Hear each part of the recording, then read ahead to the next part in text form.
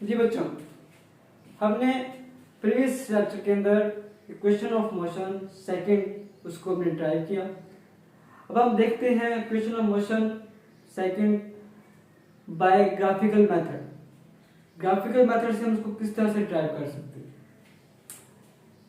सबसे पहले हमारे पास वही डायग्राम है जिसके अंदर हमारे पास ओ ए वी आई के बराबर है, बी डी जो है वो बराबर है वी एफ के। इस तरह से ए बी जो है वो स्लोप ऑफ ए के बराबर है, ए सी बराबर है टी के और ओ डी बराबर टी के। हमने पिछली भी मुसावात अंदर कहा तो सेकंड थी जब हमने ड्राइव कर रहे थे कि एक बॉडी है वो मूव कर रही है विद इनिशियल वेलोसिटी वी आई के साथ। सपोज वो कवर करती है कुछ डिस्टेंस कुछ फासला कवर करती है, एस कुल एरिया कवर करती है विद टाइम इंटरवल टी के साथ। तो उसके लिहाज से हमने अब उसका जो डिस्टेंस उसने कवर किया है वो हमें फाइंड करना है। तो वो फाइंड करने के लिए बाय ग्राफिकल मेथड हम दो यहां पर डायग्राम लेंगे। एक हमारे पास आएगी रेक्टेंगुलर जिसको हम मुस्ततील कहते हैं और एक आएगी ट्रायंगल जिसको हम मुसल्लस कहते हैं।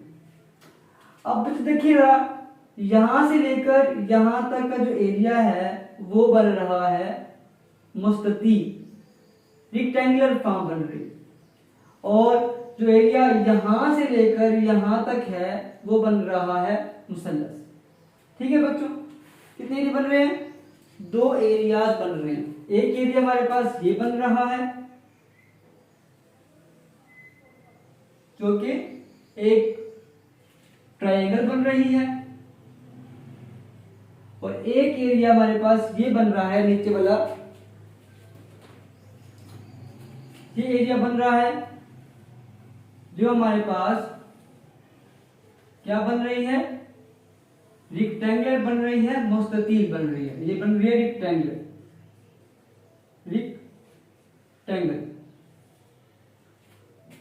ठीक है बच्चों, तो सबसे पहले हम क्या करेंगे, हम एरियाज को फाइंड करेंगे।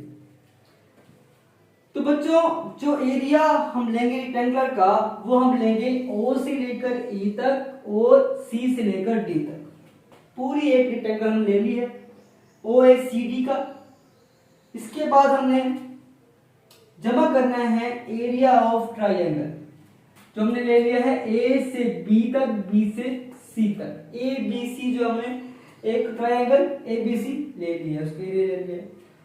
अब बच्चों जो एरिया होता है रेक्टेंगल का उसका जो फार्मूला होता है वो होता है विड्थ ज़रब लेंथ, लंबाई ज़रब चौड़ाई। ठीक है बच्चों, लंबाई ज़रब चौड़ाई जो है ये एरिया निकालते हैं किसका? रेक्टेंगल मुस्ततील का।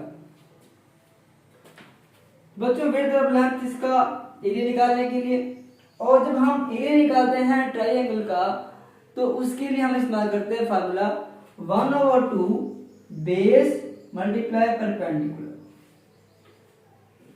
जब हम मुसल्लस का एरिया निकालते हैं तो हम 1/2 हाफ लेते हैं और बेस, ठीक है बच्चों, कायदा, और साथ में ये क्या है?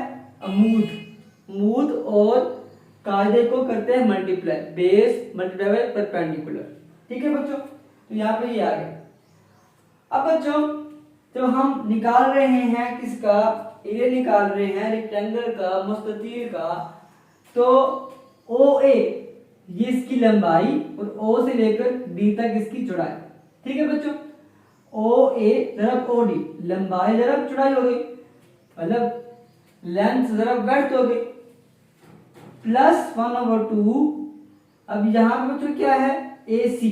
अब बच्चों ए सी जो है वो बेस है और जो बी सी है वो क्या है बच्चों? वो परपेंडिकुलर है। तो यहां पर जो ए सी है बच्चों, ए सी जो है वो बराबर है किसके? टी के।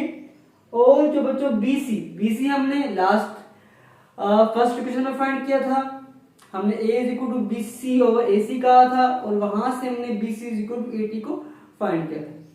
तो यहाँ पे जो बी सी है वो ए टी के बराबर आ गया, आपस में हो मल्टीप्लाई, तो ये 1/2 80 का स्क्वायर और ये वी आई क्रॉस बनेगा V I T, S is equal to V I T plus 1/2 80 का स्क्वायर। जब जमा करेंगे आपस में तो हमारे पास क्या इक्वेशन बनेगी, ये सेकंड इक्वेशन ऑफ मोशन बनेगी, S is equal to V I T plus 1/2 80 का स्क्वायर। तो बच्चों उम्मीद करता हूं कि आपको इसकी समझ आ चुकी होगी।